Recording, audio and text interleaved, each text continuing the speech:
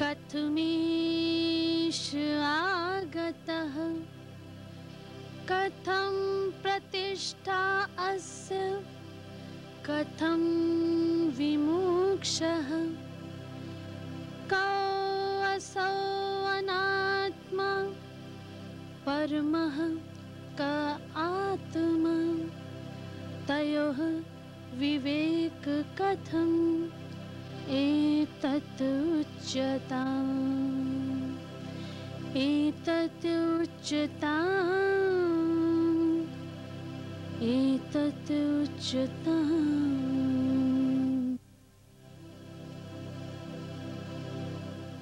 पहले आप पहचानो रे साधु, पहले आप पहचानो, पहले आप पहचानो रे साधु, पहले आप पहचानो। बिना आप चीने पार ब्रह्म को, बिना आप चीने पार ब्रह्म को, कौन कहे मैं जानो, कौन कहे मैं जानो। पहले आप पहचानो रे साधु, पहले आप पहचानो।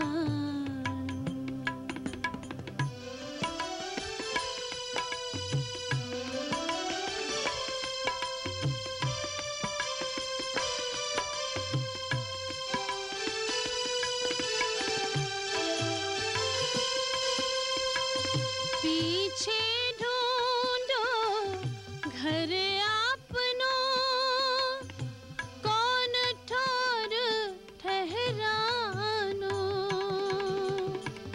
पीछे ढूंढो घर आपनो,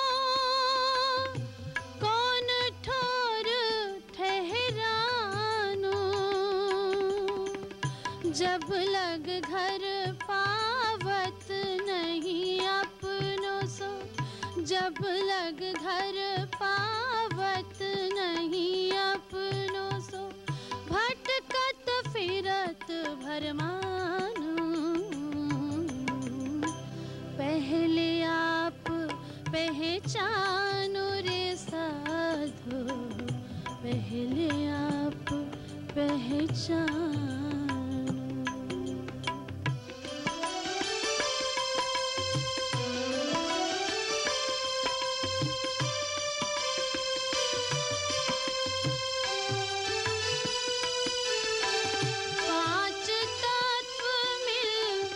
माहौल रचो है सो, अंतरिक्ष क्यों अटकानो।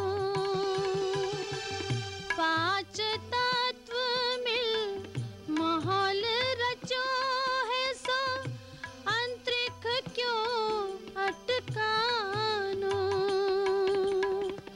या के आस पास अटकाव नहीं तुम, या के आस पास अटकाव नहीं तुम।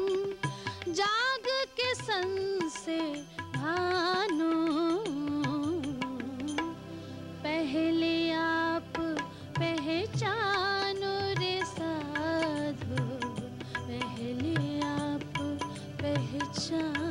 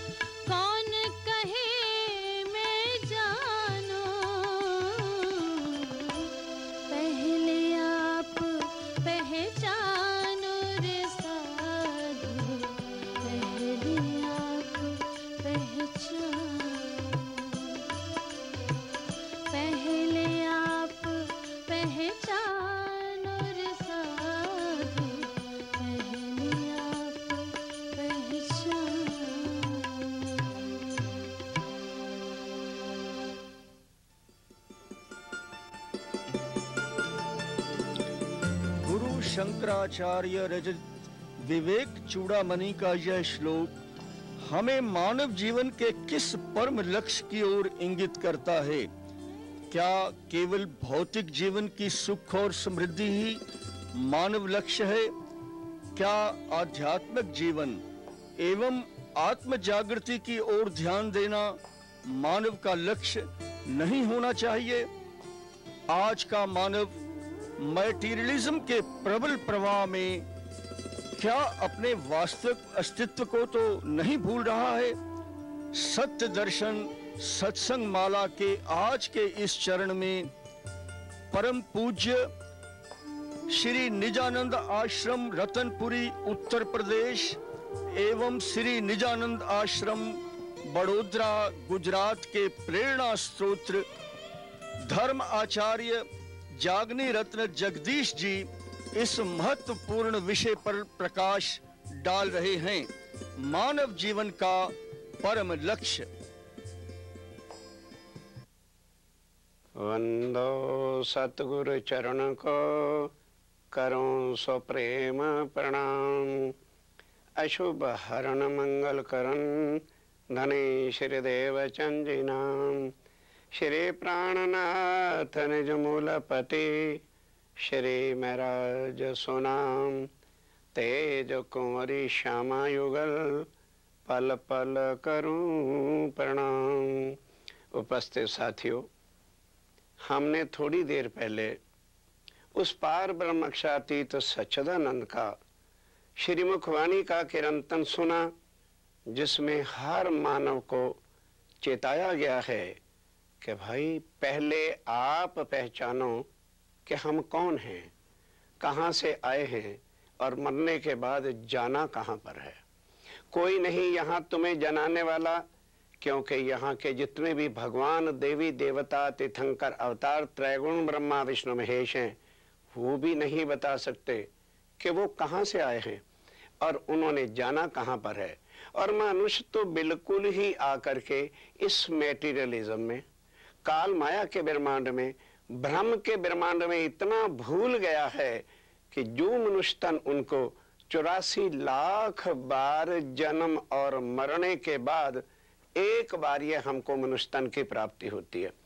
और वो तो आज हमें याद भूल गया कि मरने के समय में या जन्म के समय में कष्ट कितना होता है। तो भागवत को यदि उठा करके देखें तो एक बार के जन्म लेने से और एक बार के मरने के वक्त में 1 लाख बिच्छू एट ए टाइम काटे उतना दुख होता है। पर वो दुख आज हमको भूल गए और आकर ऐसा हमारी बुद्धि के ऊपर ये मेटीरियलिज्म का छाप पड़ गई है। इस माया का इतना अंधकार कूप हमारे ऊपर जो है चढ़ा बैठा है, हम जानते ही नहीं कि हम कौन हैं, कहाँ से आए हैं। तो यदि किसी से पूछा जाए, उसकी इंट्रोडक्शन ली जाए, पहले ही कार्ड दे देगा, लेकिन कौन सा नाम बताएगा, किस मकान का पता बताएगा जो यहाँ मेटीरियलिज्म के बने हुए हैं। और ये नाम जो आज हमारी बॉडी का रखा हुआ है, ये सत्य नाम नहीं है। ये तो छठे दिन के बाद सबकी संस्कृति के हिसाब से नाम रखा जाता है और झूठ के नाम की स्लिप चिपका दी जाती है। उसी दिन से बच्चा अपने आप को समझता है कि मैं ये हूं। एक्चुअली ये हमारा नाम नहीं है, ये एक झूठ का नाम हमें दिया गया है और सारी उम्र इसी नाम के चक्कर में ही हर इंसान घूम रहा है कि मेरे नाम की शोहरत हो जाए, मेरे नाम के बड़े बड़े झंडे लग जाएं और मेरे बड़े बड़े बोल्ड हो जाएं। कभी सोचा है? ये झूठा नाम है। जिस दिन आखिरी सांस होगा ये नाम नहीं होगा, ये शरीर नहीं होगा। शरीर मनुष्य तन जो मिला है, अब उठाइए अपने अपने ग्रंथों को, अपने अपने गुरुओं के सत्संग में जाओ, जाकर के पूछो, मनुष्य तन मिला है केवल आवागमन के चक्कर, रीबर्थ एंड डेथ से बचकर भाव सागर के सदा पार हो जाएं। वो ज्ञान आज किसी को है? ब्रह्मा विष्णु महेश नहीं करा सकते, कोई गुरु यहाँ पर कराने वाला नहीं है। ये ज्ञान यदि कोई दे सकता है या भव से पार करने की शक्ति है तो केवल प्राणनाथ जी रहे। उन्होंने खुद कहा, जो लो ना चीनो पार ब्रह्म को, he is the only super authority, जो है ये बता सकती है, जो हमें पहचान करा सकती है कि हम भव से पार जो जाएं तो किसके पास जाएं। वो कौन परमात्मा है जो जन्म और मरण से छुड़ा सकता है? गीता के अंदर श्री कृष्ण ने कहा, मैं नहीं छुड़ा सकता, मैं तुम्हें माया दे सकता हूँ, करोड़ पुत्र दे सकता हूँ, धन दे सकता हूँ, स्वर्ग ले जा सकता हूँ, दुनिया का राज दे सकता हूँ, पर हे अर्जुन, जो तूने जन्म और मरण से कहा है छुड़ा दो, वो केवल एक उत्तम पुरुष परमात्मा है। वो सुप्रीम ट्रुथ है, वो यूनिवर्सल ट्रुथ है जो आज दिन तक किसी को पता नहीं था। धन धन ये कलयुग है, धन धन भरत खंड है, जहां उनकी आत्माएं आई, आत्म एवं परमात्मा, इसलिए उनको भी यहां आना पड़ा। अब आकर के अपनी पहचान स्वयं एक मनुष्य तन से करा रहे हैं कि यदि तुम मेरे मनुष्य तन को देखोगे तो मेरी पहचान कभी ना कर सकोगे। मेरी आवाज को सुनो, मैं कहां से बोलता हूं, जो तुम्हारे वेद कहते हैं उनके अनुसार बोल रहा हूं कि वो परमात्मा कहां पर है। क्षरात परतः परा इति परब्रह्म। और अर्जुन को भी क्या बताया कि उत्तम पुरुष जो क्षार और अक्षर से परे है, वही उत्तम पुरुष अक्षरातीत पार ब्रह्म है, जो हर इंसान के दुखों को काट सकता है, कर्मों को काट सकता है और उसको निर्मल करके भव से पार कर सकता है। अर्जुन, मैं कर्मों को नहीं काट सकता, मैं तो कर्मों के हिसाब से सजा देता हूं। क्यों? परित्रयाणाम साधुनाम विनाशाय च दुष्कृताम। जो दुष्ट कर्म करने वाले हैं उनका मैं नाश करता हूं। तो क्या परमात्मा किसी ग्रंथ में लिखा है कि संतों का ही है और दुष्टों का ही नहीं है? वो परमात्मा है तो केवल प्राणनाथ जी है। और उनके जान लेने से क्या है कि उनके पास ऐसी शक्ति है, उनके नाम में इतनी शक्ति है। जैसे पारस होता है, सड़े से सड़े लोहे के साथ भी यदि हम उनको रगड़ दें तो क्या करेगा पारस? सोना बना देगा। अगर वो पारस सोना ही नहीं बना सकता तो वो पारस नहीं है। यदि पूर्ण ब्रह्म परमात्मा ही वो है जो हमें बुरे कर्मों से छुड़ा दे। अगर कर्मों की सजा देता है वो परमात्मा नहीं। वो स्वयं कृष्ण ने कहा, मैं तो सजा देता हूं कर्मों के हिसाब से, दुष्टों का नाश करता हूं। प्राणनाथ जी कहते हैं नहीं, मैं आ ही गया हूं इस दुनिया में तो सबके कर्मों को काटकर, सबके बुरे कर्मों से छुड़ाकर, अपनी कृपा दृष्टि से, अपने ज्ञान के माध्यम से उनको मैं भव सागर से पार करूंगा। तो ही तो मैं पूर्ण ब्रह्म हूं, तो ही तो मैं सुप्रीम ट्रुथ हूं, तो ही तो मैं प्राणनाथ अक्षरातीत जो हूं। ऐ मेरे साथियों, अब थोड़ा सा विचार करें, क्या ये मौका, ये चीज के माया से निकाल के माया की पहचान कराए कि ये सगे संबंधी धन जो कुछ भी जिसके पीछे हम भागे फिर रहे हैं, जिसके पीछे 24 घंटे हम अंधकार में डूबे हुए हैं, इनमें से कुछ हमारा है? प्रैक्टिकली जरा आंख बंद करके देखो, क्या वाइफ मेरी है? क्या बच्चे मेरे हैं? क्या मकान मेरा है? अगर ये मकान मेरा है तो अर्थी जब उठती है तो बाहर क्यों निकाल के फेंक देते? कभी सोचा है?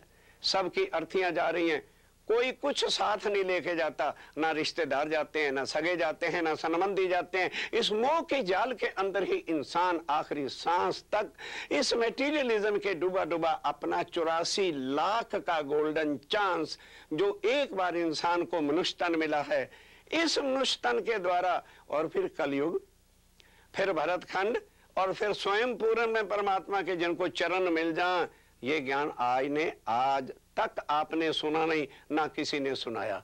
और ये हम लोग नहीं सुना रहे, ये स्वयं उन्होंने आकर सुनाया, अपनी पहचान कराई कि जब तक तुम मेरी पहचान नहीं कर लोगे, भटकत फिरो भरमानो, इस भरम की नगरी में भटकते रहोगे, कर्म करते रहोगे, आवागमन के चक्कर में चलते रहोगे, तुम्हें कोई बचाने वाला नहीं है। ये समय अब है इस ज्ञान के द्वारा, जिसकी इतला, जिसकी सूचना हम आप तक दे रहे हैं, ताकि वक्त आखिरत को कोई भी मेरा साथी ये ना कह सके कि प्राणनाथ जी और उनके साथी आए थे, पर हमको तो भाई किसी ने बताया ही नहीं था।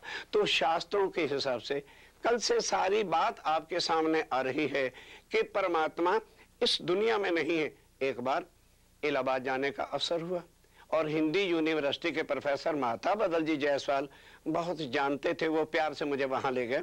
और वहां जाकर के तो आप जानते हो यूनिवर्सिटी में इंटर, बीए और एमए के स्टूडेंट्स होते हैं, वो सारे एक जगह इकट्ठे हुए और मुझे वहां पर बिठा दिया गया।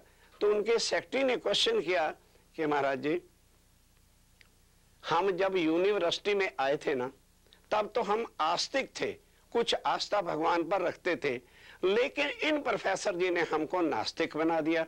मैं कहा क्यों भाई, ये तो आपके भला सोचते हैं। कहने लगे जी नहीं, एक बार ऐसे गुरु को ले आए जो कहते थे परमात्मा निराकार है, दूसरी बार ऐसे को ले आए जो कहते थे परमात्मा साकार है, तीसरी बार ऐसे को ले आए कि कहते परमात्मा ना निराकार है ना साकार है, वो तो कण कण के अंदर है, और चौथी बार कहते हैं इनमें से कोई भी परमात्मा नहीं, गंगा में ही स्नान करने से जो है मुक्ति मिल जाती है। तो महाराज आप बताओ, हम नास्तिक ना होते तो क्या होता?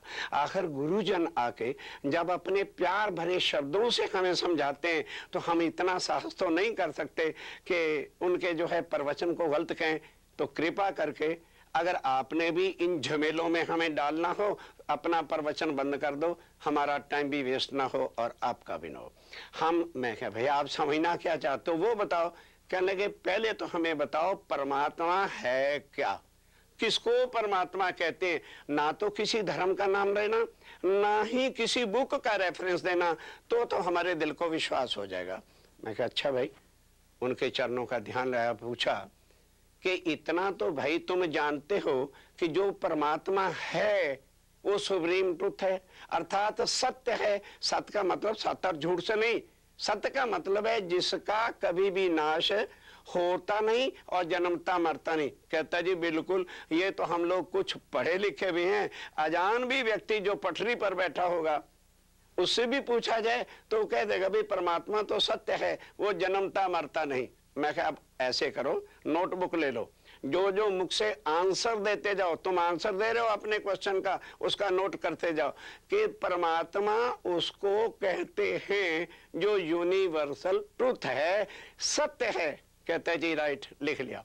मैं कहा अब ये बताओ, जिसको तुम सत्य कहते हो वो जड़ तो नहीं होता, वो पीस ऑफ आयरन तो नहीं होगा, काला पत्थर तो नहीं होगा, वो अवश्य चेतन होगा, तभी तो सत्य है, अन्यथा जड़ कभी भी सत्य हो नहीं सकती, वो उसका नाश हो जाएगा।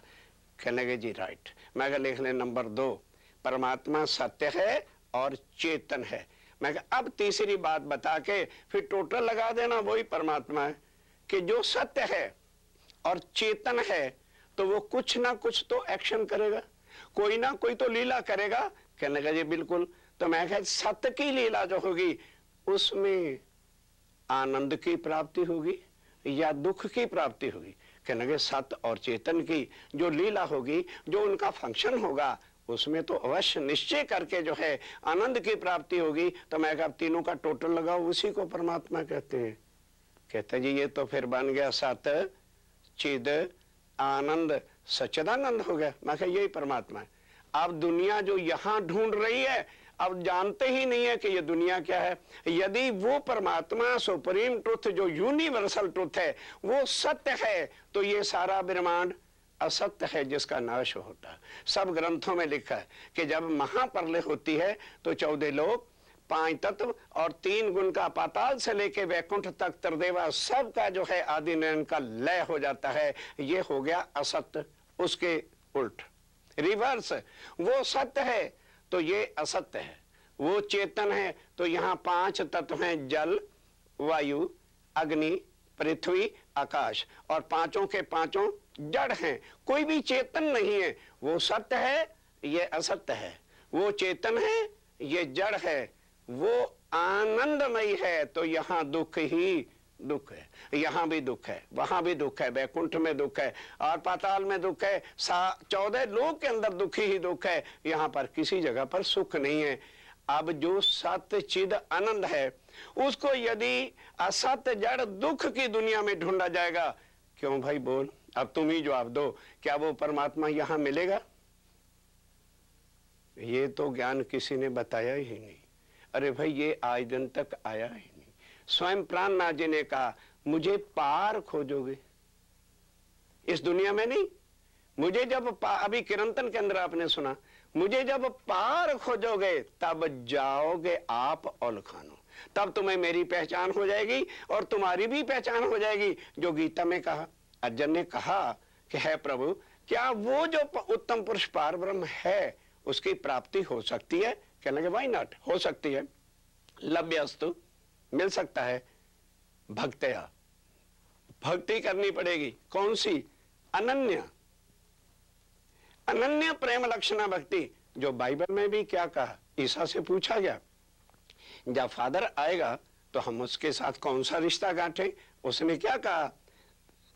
एज लाइक मेडन, जिस तरह से कुंवारी कन्या माँ बाप के घर रहती है, माँ से प्यार करती, पिता से प्यार करती है, भाइयों से प्यार करती है, सगे संबंधियों से प्यार करती है, सहेलियों से प्यार करती है, इतने सबको प्यार करती हुई भी एक प्यार छुपा के रखती, वो अपने हस्बैंड के लिए।